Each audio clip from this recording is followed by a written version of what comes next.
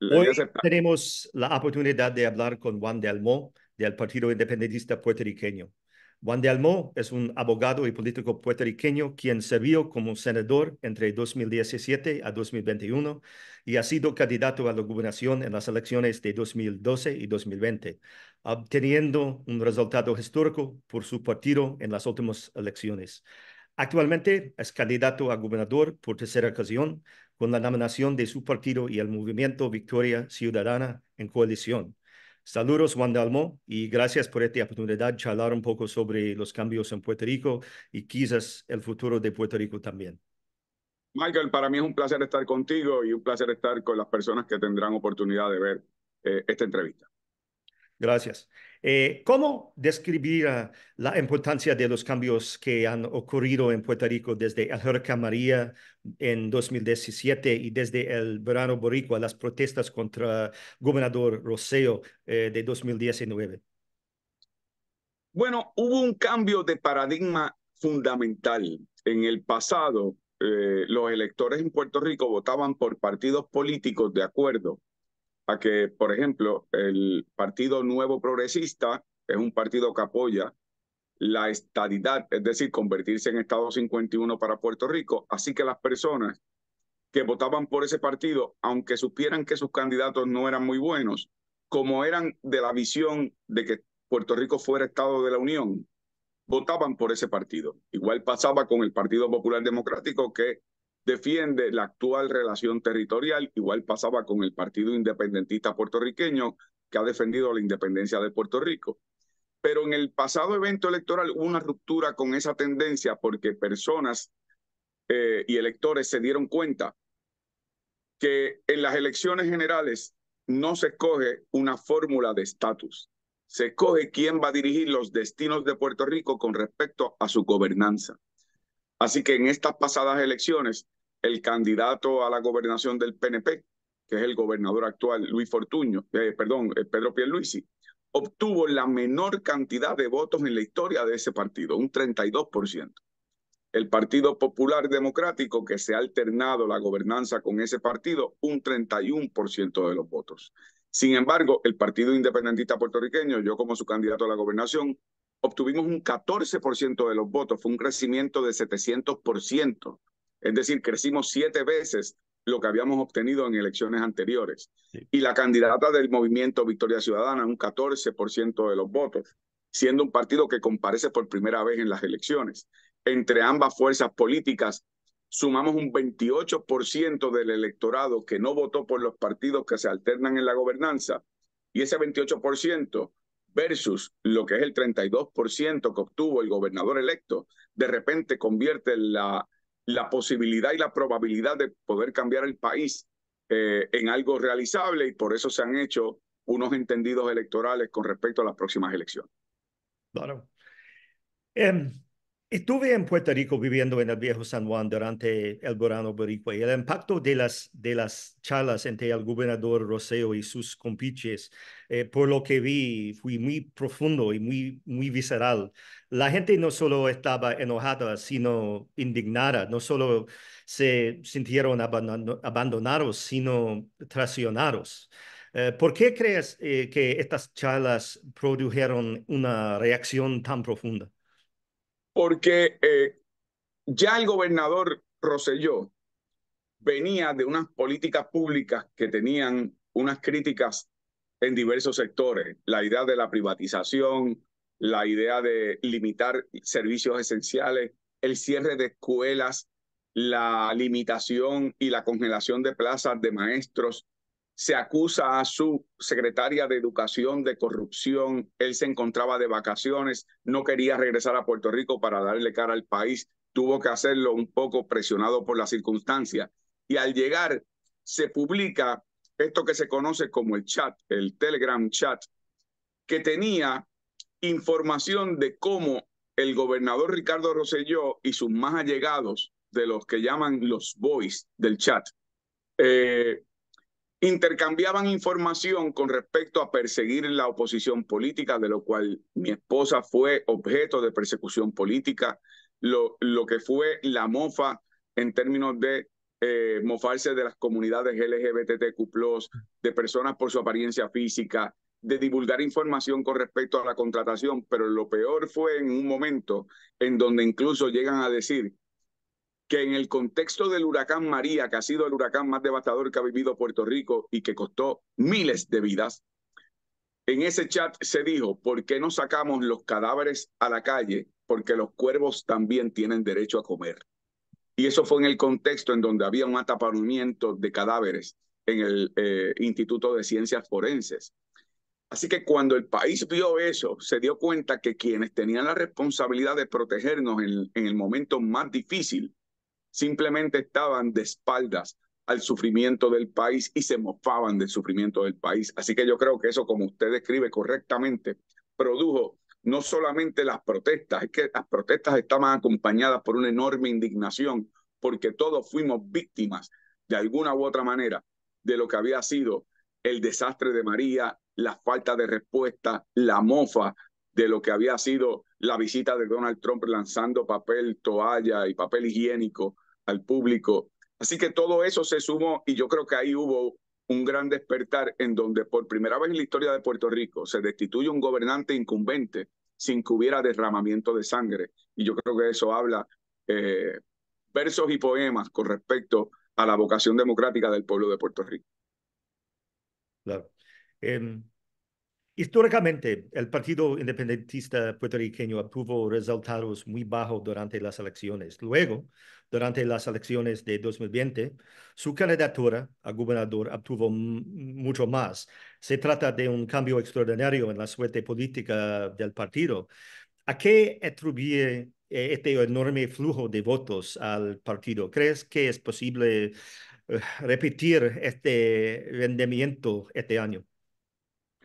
Yo creo que vamos a superar los números obtenidos y creo que vamos a tener la oportunidad, como han dicho encuestas recientes, incluso de ser contendientes para incluso cambiar la gobernanza del país y lograr una victoria. Eso está al alcance de la mano, hacen, ¿verdad? Tenemos mucho que trabajar. Pero usted tiene razón, es un partido que creció de una elección a otra 700%, 7 veces lo que obteníamos en elecciones anteriores. Yo fui candidato a la gobernación, como usted señaló, en el 2012. Yo en aquel momento obtuve un 2% de los votos, en estas pasadas elecciones un 14% de los votos. Sí. Y además, sumado al apoyo que podamos tener con Victoria Ciudadana, la posibilidad de construir sobre un 28% de los votos está al alcance de la mano. Yo no soy ingenuo. Yo sé que los votos no se transfieren como si fuera una transacción financiera electrónica, pero creo que personas que ya dieron el paso para no votar por los partidos que ya gobernaron en Puerto Rico son personas que están dadas a dar el paso para ese cambio de gobernanza. Ahora bien, yo creo y yo le atribuyo ese éxito a que el país maduró y se dio cuenta que en la papeleta, en unas elecciones generales, ¿verdad? En lo que se le ofrece al país, no están las fórmulas de estatus. No está la independencia, no está la estadidad, no está la libre asociación ni fórmulas de asociación soberana o como se le quiera llamar. Lo que están son personas que se hacen disponibles para gobernar el país y poner la casa en orden. Y yo creo que en ese sentido yo tuve el privilegio de obtener un 14% que, le tengo que decir, Michael, no es un 14% de independentistas. Esa es la verdad. Me gustaría decir que sí, pero no. Esa es la verdad. Hubo personas que sin ser independentistas derrotaron el prejuicio de que si tú no eres independentista, tú no votas por un candidato independentista, pero votaron por una persona en quien ellos confiaban. Y yo creo que eso es un paso enorme en la madurez política de Puerto Rico. Cuando venga un proceso democrático de descolonización, entonces cada cual votará por su predilección y yo haré campaña por la independencia. Pero en las elecciones generales lo que está en juego es quién gobierna Puerto Rico. El, También el impacto de las leyes financieras aprobadas por ambos partidos en Puerto Rico ha sido profundo. Cuando vivía en el viejo San Juan, el vencidiario cambiaba casi semana tras semana. Los residentes locales se ven obligados a mudarse.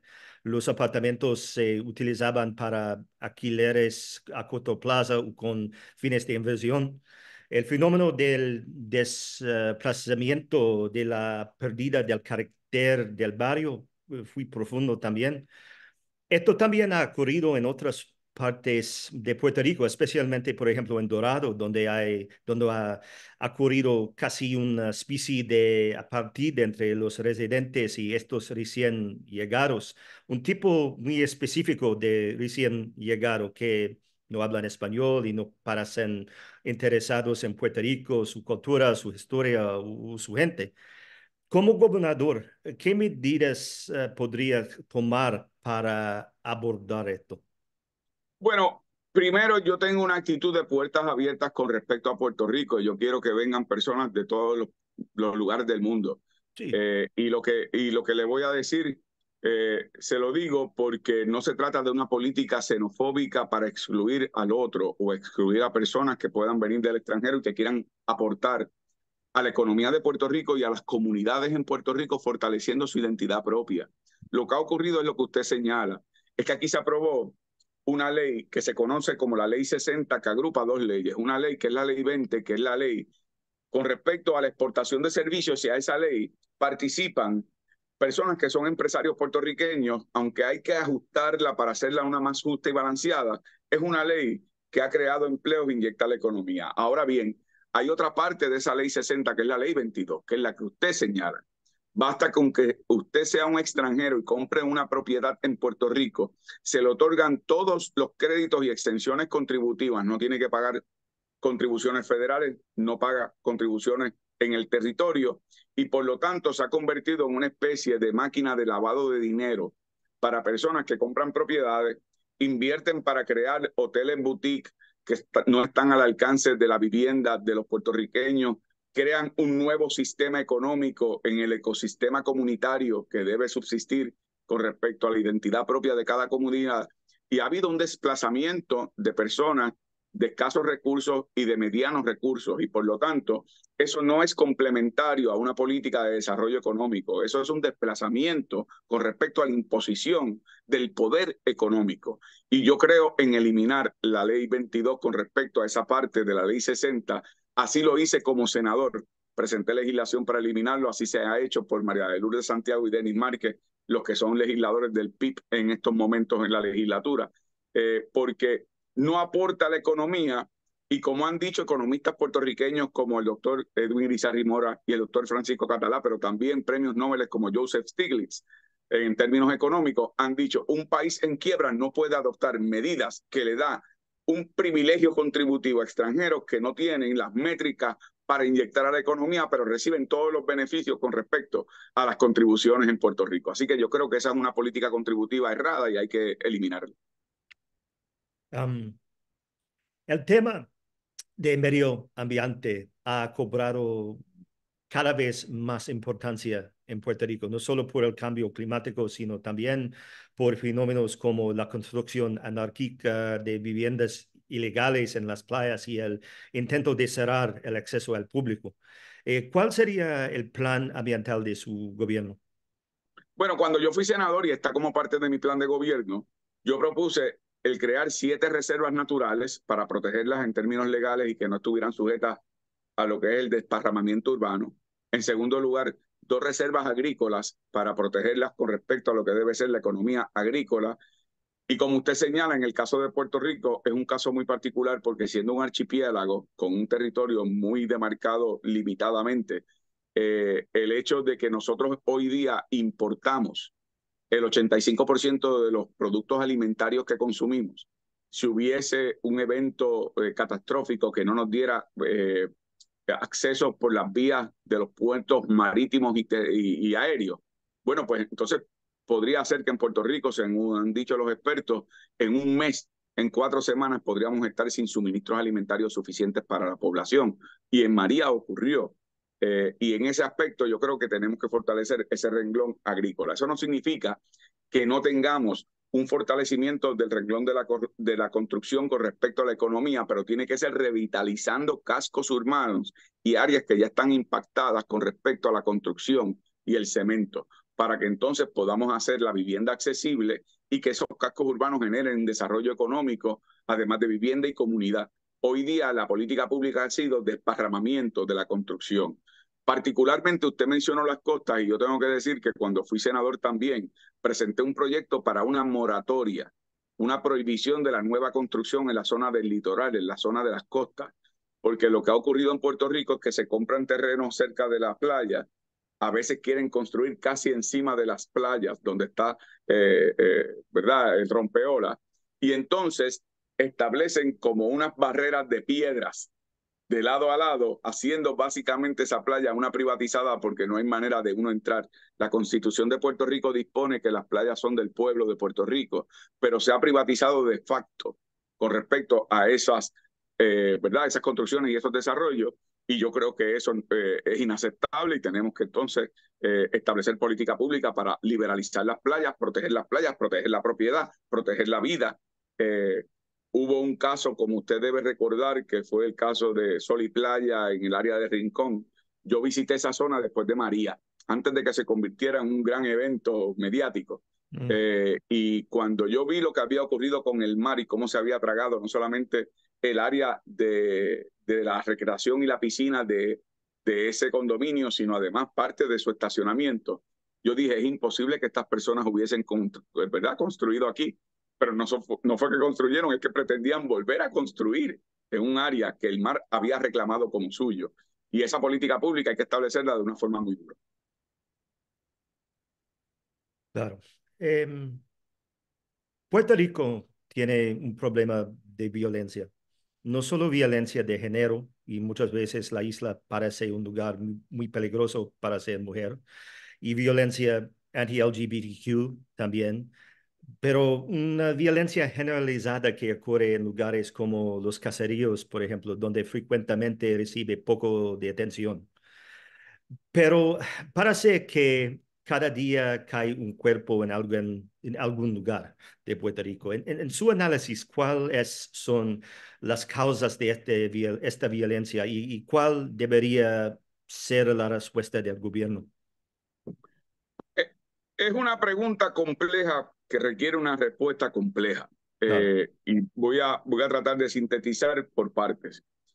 En el tema de la violencia de género, eso requiere no solamente adoptar mecanismos educativos para que desde temprana edad se le pueda enseñar a nuestros jóvenes y niños lo que es la equidad, lo que es el respeto al género, la dignidad humana, el tratar al prójimo como a uno mismo.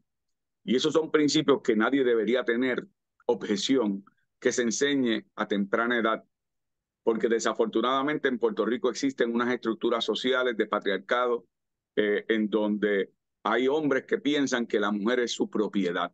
Y al ser su propiedad, o eres mía o no eres de nadie, y de ahí desemboca en un problema de violencia.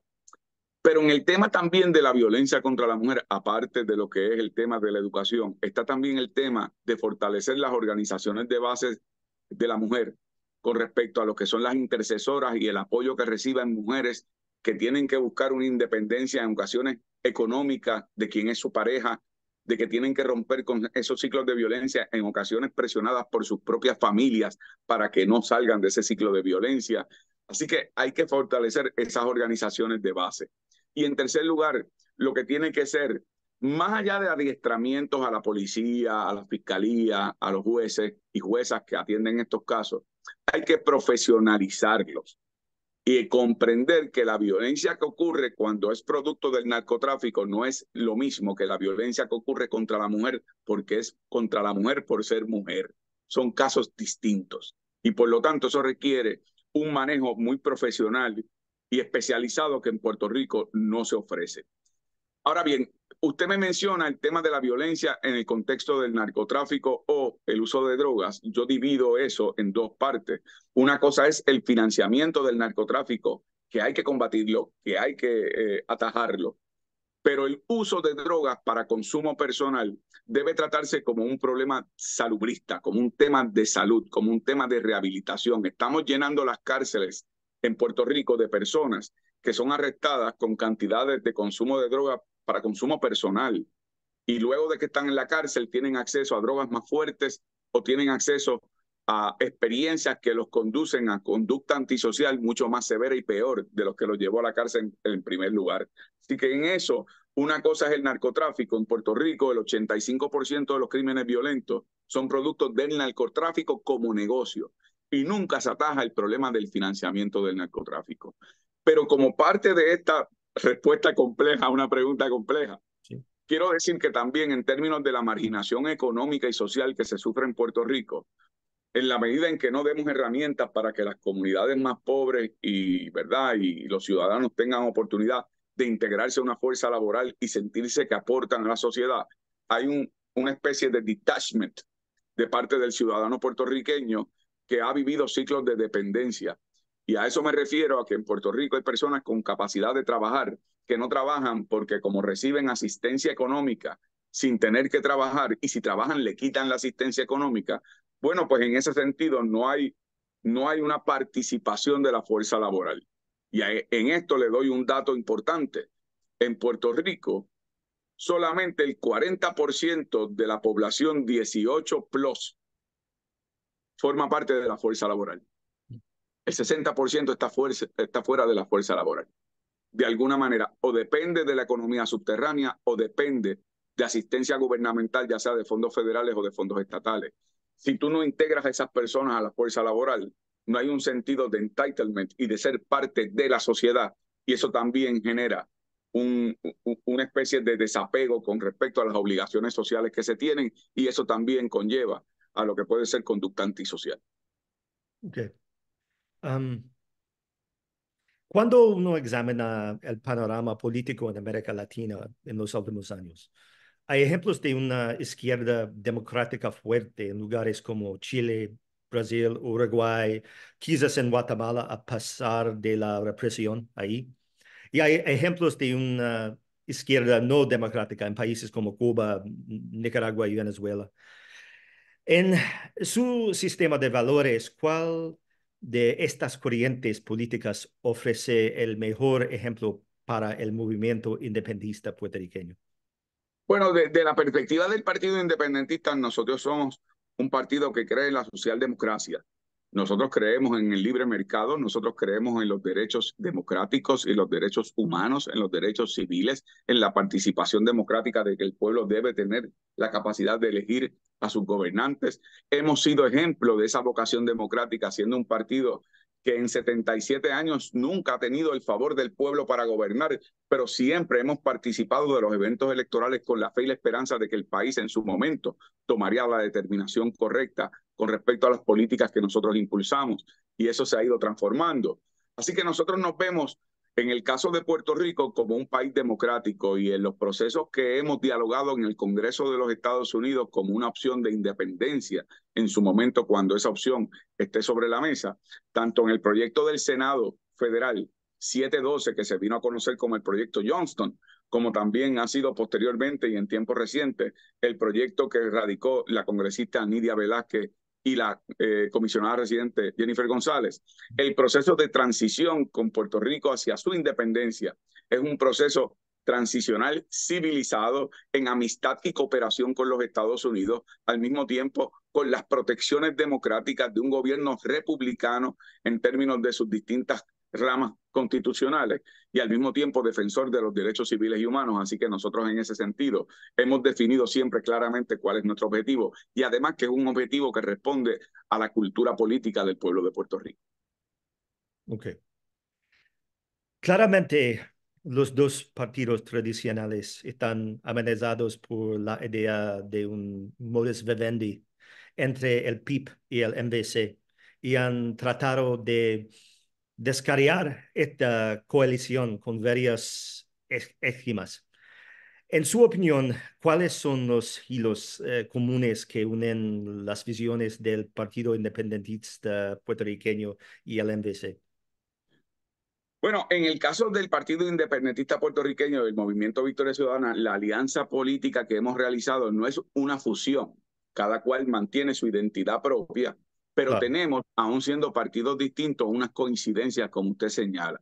Esas coincidencias son un desarrollo económico balanceado, un sistema de salud que se proteja como un derecho humano, el acceso a la educación y particularmente proteger la Universidad de Puerto Rico, lo que tiene que ver con la protección de los recursos naturales y ambientales, como usted me preguntó hace un rato, lo que tiene que ver con impulsar un proceso democrático de autodeterminación para el pueblo de Puerto Rico, en donde cada persona pueda defender la opción preferida, que no sea colonial ni territorial.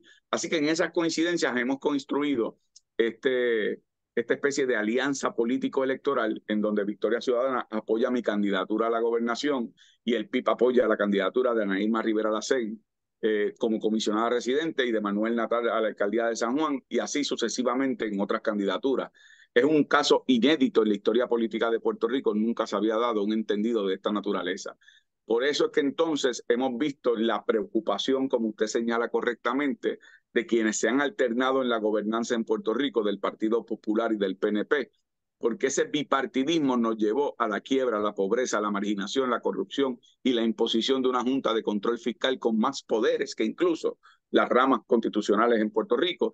Y yo pienso que en ese aspecto los ataques que se lanzan son un poco desempolvando el manual de la Guerra Fría.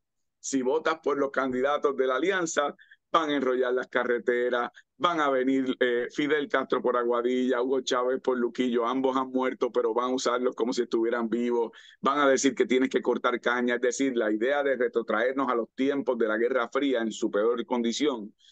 Pero yo no veo que exista, Michael, un eco en la población puertorriqueña. Yo tengo esta entrevista contigo justo después de terminar una conferencia en la Universidad Interamericana, recinto de Bayamón.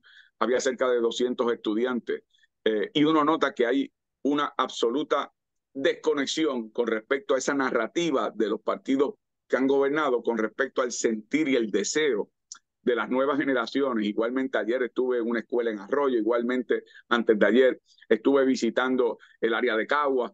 Yo estoy visitando toda la isla y francamente te puedo decir, son narrativas construidas para aterrorizar al país con la idea de un cambio, pero el país está sediento y deseoso de un cambio verdadero. Muy interesante, gracias. Pregunta final. ¿Quiénes son sus modelos a seguir en la política, tanto dentro de Puerto Rico como en el mundo? Esa es una pregunta profunda, Michael, porque tendría que, en el contexto político, responderte la figura que ha sido mi tutor y la persona que yo he acompañado por más de 25 años de mi vida. Yo tengo 50 ahora. Ha sido Rubén Berríos Martínez, presidente del Partido Independentista Puertorriqueño, presidente honorario de la Internacional, presidente fundador de la COPAL, la Conferencia Permanente de Partidos Políticos para la América Latina y el Caribe. Y esa ha sido una presencia importante. Igualmente Fernando Martín, presidente ejecutivo. Figuras históricas, naturalmente, esa fusión que se da política entre don Pedro Albizu Campos y la visión ética de la lucha por la independencia como el reclamo de la soberanía democrática de un pueblo con su identidad propia como puertorriqueño, pero utilizando el método cívico, civil y democrático que impulsó don Gilberto Concepción de Gracia, pues son dos figuras muy importantes. A nivel global, bueno, pues siempre, a mí no me gusta caer en los clichés, ¿verdad? De las figuras de siempre. Pero yo debo decir que en el contexto estadounidense yo tuve, tal vez porque yo fui estudiante cuando estuve en Harvard Law, yo fui estudiante de Cornell West, así que yo tuve un periodo de una influencia del movimiento afroamericano bautista, es decir, Martin Luther King, eh, ¿verdad? Du Bois, al mismo tiempo, pues también no del movimiento bautista, pero entonces Malcolm X. Hay unas influencias con respecto a la identidad de pueblo, ethnicity, y creo que eso influyó también mucho en mí. Y tengo que admitirte que a veces cuando yo preparo mis discursos, noto que en mi estructura mental hay parte de eso, de lo que es esa influencia del movimiento afroamericano en los Estados Unidos. Pero a nivel mundial, bueno, pues te podría mencionar muchos, pero no quiero caer en el cliché. A nivel personal te digo lo siguiente, me preguntaste en el contexto político, pero a nivel personal, y esto sí va a sonar como un cliché, pero siento la responsabilidad de decírtelo. Eh, Mi papá. Papi venía de abajo, papi venía de una barriada en Cagua y creció, se desarrolló, se hizo un pequeño comerciante en Cagua. En mi casa somos cuatro, nos echó hacia adelante con mi madre, que era una empleada pública, y papi siempre nos enseñó, sin ser independentista, porque no era independentista hasta el final de su vida, y yo creo que lo hizo porque me cogió cariño con el tiempo. Eh, pero, pero papi nos enseñó que jamás pensáramos que éramos más que otros seres humanos, pero jamás aceptáramos que éramos menos que otros seres humanos. Y yo creo que eso es una enseñanza fundamental de vida y por eso he vivido y ese ha sido mi norte. Gracias por su tiempo, Juan. Espero que podamos hablar después de las elecciones un poco más. Buena suerte. Gracias, Michael. Te agradezco a ti y me encantaría conversar contigo en algún momento que tengas oportunidad, porque como te dije cuando nos escribimos, sé que tienes mucho conocimiento sobre el Caribe, particularmente la tragedia que está viviendo Haití, que ha sido un pueblo olvidado y azotado. Y me encantaría escuchar tu vivencia de haber estado allí y de además conocer tanto de Haití.